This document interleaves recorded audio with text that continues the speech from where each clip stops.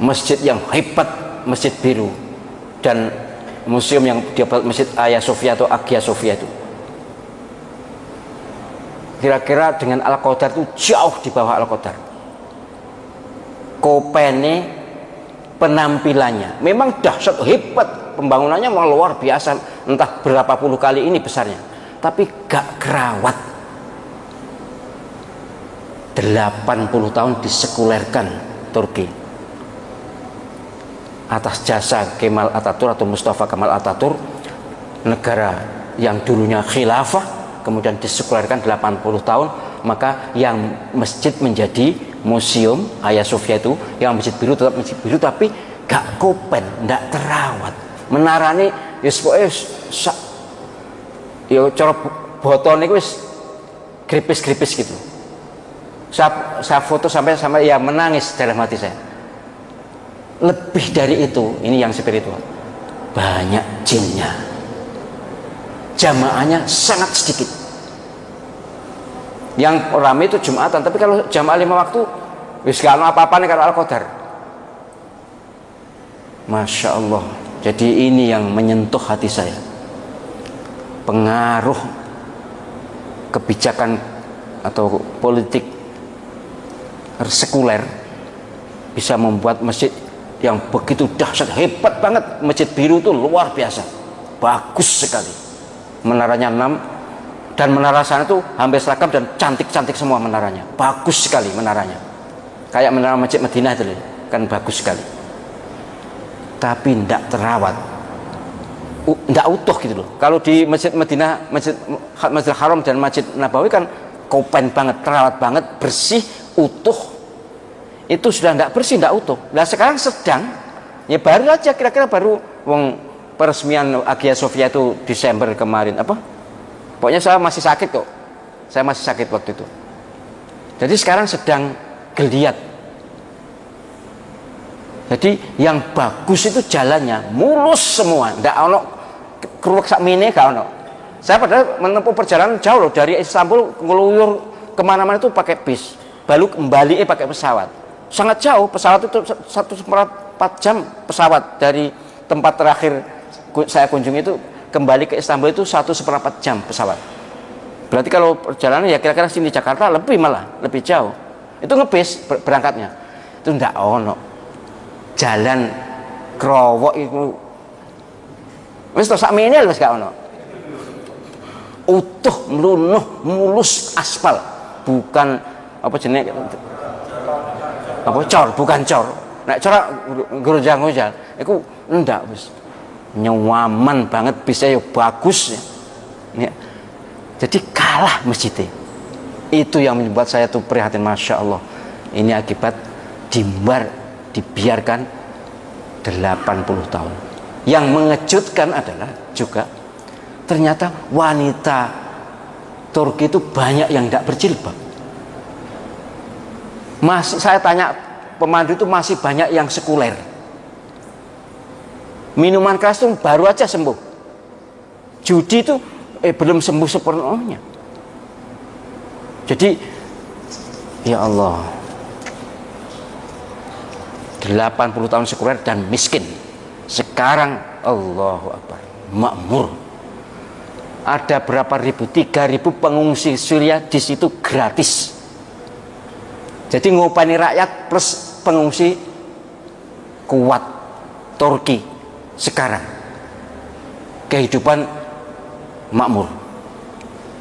Tapi memang masih ada pengikut Kemal itu memang yang urip ndak ikut agama kan kira-kira lebih penak ya, kira-kira. Gak sholat, gak poso. Kira-kira lebih penak kira-kira bagi mereka yang sudah biasa begitu. Kalau kita kan ya seenak beginilah, tapi sungguh kehidupan Islami itu jauh lebih Islami Indonesia daripada sana. Umatnya ya, rakyatnya. Kalau pemerintah, yes, Erdogan dan aparatnya dan militernya, banget. Jadi sebaliknya ya. Jadi ke sana pemerintahnya Islami, mayoritas rakyat memang tetap sudah mulai Islami, sudah lebih dari 50, karena itu Erdogan dikudeta juga gagal kan. Karena memang rakyat kompak. Umat maksud saya, umat kompak. Walaupun rakyatnya sebenarnya ada sebagian yang nunggu-nunggu supaya guling itu ada. Ya namanya rakyat yang sudah ditelantarkan dalam bidang agama 80 tahun kan sudah turun temurun tuh. Jiwa sekulernya itu sudah turun temurun. Tapi alhamdulillah Erdogan moga-moga dipanjangkan umurnya dan disihatkan bisa memimpin umat Islam dunia ini. Walaupun tidak dalam bentuk khilafah yang tidak apa-apa, yang penting Turki bisa menjadi model bahwa orang yang taat itu ternyata makmur. Jadi yang lebih tampak spiritualitasnya adalah semua masjid yang saya kunjungi lebih bercorak masjid jin. Ya walaupun nggak ketok sih, tapi modelnya kalau pengen pernah umroh ke masjid jin ya seperti itu modelnya, tapi nggak utuh masjidnya, nggak utuh kayak masjid jin. Kalau masjid jin kan utuh dan bersih, kalau di sana enggak. Saya lama kok di masjid dekat Grand Bazar itu, karena saya enggak mau masuk bazar, enggak mau masuk pasar, pasar Turi, podoan pasar Turi lijane, tapi saya kenalan namanya Grand Bazar. Waduh, itu nek wong lanang mungkin ya gak seneng, tapi yang jelas semua masjid kondisinya mirip. Jamaah itu sholat 5 waktu itu paling rame itu 2 baris.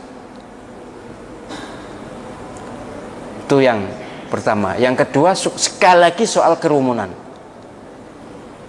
Ketika belum waktu sholat, ngobrol ngumpul-ngumpul diumbar.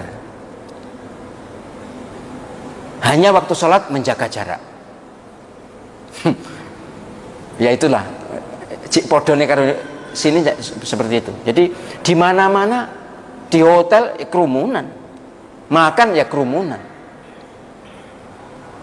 di tempat-tempat rekreasi ya kerumunan. Walaupun kata pemandu kalau ndak COVID lebih ramai dari ini, katanya 10 kali lipat, karena negara Eropa sekarang banyak yang memboikot Turki.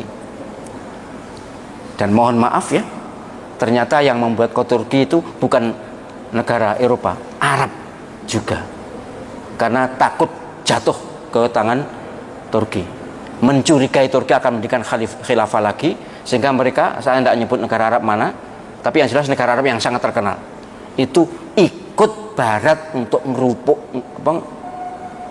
ngeruyuk Turki. Walaupun belum terang-terangan, tapi ya sudah ada 2 negara yang terang-terangan bersama Israel. Ini kan gila tuh. Saya ingatkan pada semuanya, hidup ini tidak lama, hidupnya singkat. Yang lama itu akhirat. Kalau kita main-main dengan agama, waspadalah. Kan mereka ngaku Islam ya, baik yang di Turki maupun di Arab. Tapi kenapa sih kok yang dimusuhi malah umat Islam dan pemerintahan Islam? Jadi diboikot. Tapi Turki tenang aja. Qatar ketika diboikot oleh negara Arab didukung Turki kan. Negara Qatar itu kan membiayai perjuangan-perjuangan itu, dianggap mendanai teroris. Diboikot oleh negara-negara Arab. Turki yang membantu. Barang yang tidak dibeli Turki. Bayangkan, Turki itu sekarang kaya raya dan makmur. Mengapa? Ya entahlah jalan makmurnya bagaimana, tapi yang jelas baru sejak era Islam ini. Sebelumnya susah. Dan bahkan bukan hanya kaya raya, tapi sekarang persenjataannya maju luar biasa. Kedel negara-negara Eropa.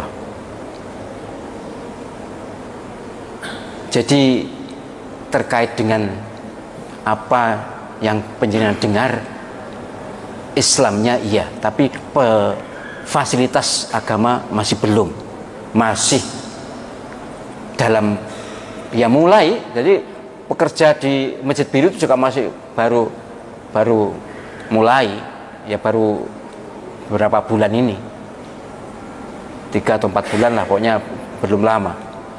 Gitu juga di Hagia Sophia. Yang saya kagum dan bersyukur itu Hagia Sophia atau Hagia Sophia itu kan gereja, museum, gereja, masjid, museum, masjid lagi. waktu dijadikan museum itu kan ya sudah bentuk museum ya, segala ya ornamennya ya museum.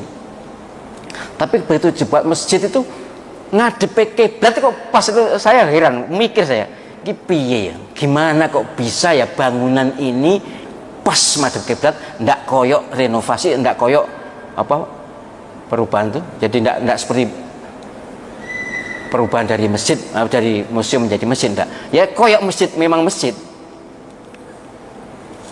Cuma memang singklunnya, apa singklun itu? Singklun ngertos ya?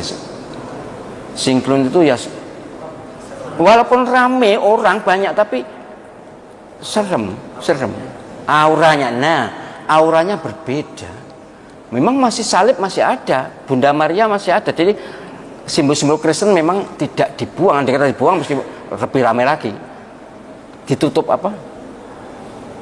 Hiasan seperti kalau penyinan tahu kain apa? Kain untuk terop itu ya, untuk terop itu kan ya ornamen gitu aja.